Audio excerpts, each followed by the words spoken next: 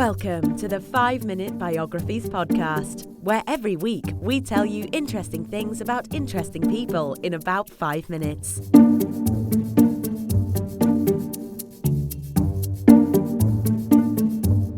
And now here is your host, Wayne Armstrong. Hi, I'm Wayne Armstrong. Welcome to 5-Minute Biographies, Season 3, Episode 2, Francis Crick. Francis Harry Campton Crick is one of the most influential and brilliant scientific minds of the 20th century. Dabbling in various fields, but specifically in physics and microbiology, Francis Crick was a specialist in a highly specialised field. Born on the 8th of June 1916, Francis Crick's family was certainly no stranger to a high scientific pedigree. His grandfather was a talented naturalist and enjoyed his study of the living world, and even began a correspondence with Charles Darwin.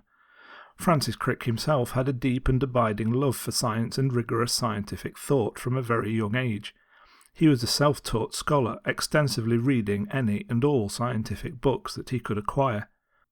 At the young age of 12, he even requested that his parents excuse him from going to church, as he believed that the subject of religion was outside of the purview of scientific thought, which is what he wanted to pursue.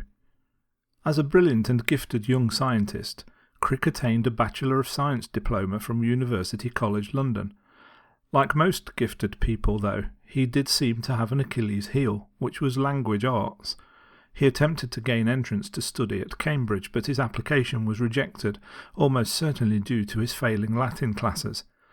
In this day and age, it seems silly that an inability to speak an almost dead language would keep one of the foremost scientific minds out of higher learning.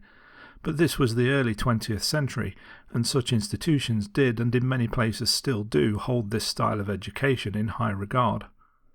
Crick eventually found a college that would accept him, and he began his first PhD project, attempting to measure the viscosity of water while at extreme temperatures. His idea was that the viscosity of water changed as the temperature of the water rose, and so he went to work attempting to study this change during his time at University College London. To many this may sound incredibly boring, and Francis Crick would agree with you, as he once mentioned that it was the dullest problem imaginable. Fortunately, Crick was saved by the outbreak of World War II, and, more specifically, he was saved by a German bomb, which fell through the roof and blew up the lab he was working in. The destruction of his project allowed Crick to turn his attention to other fields of science. Like most true-hearted Brits, he had a strong desire to serve his country during World War II, and worked at the Admiralty Research Laboratory during the war years. One of the specific projects he worked on was one that saved the lives of countless British and American sailors by helping design mines that could be used successfully against German minesweepers. This was a big innovation, as it limited German ship movements and the capabilities of their minesweepers.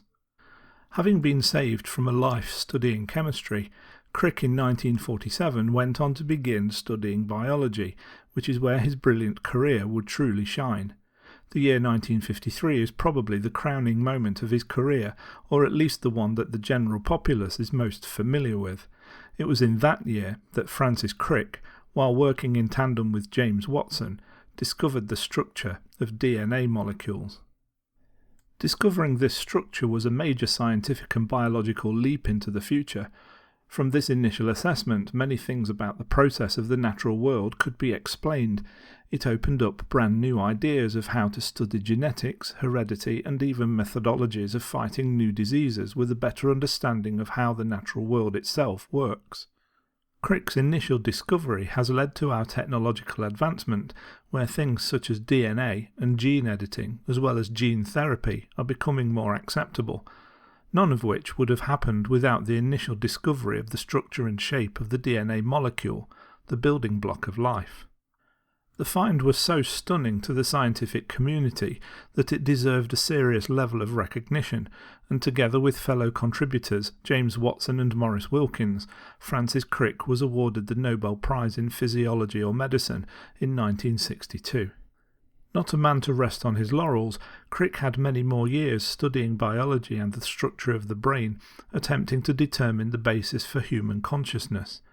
his work was highly innovative and continues to spur many debates and practical ideas up to the present day about what consciousness truly is.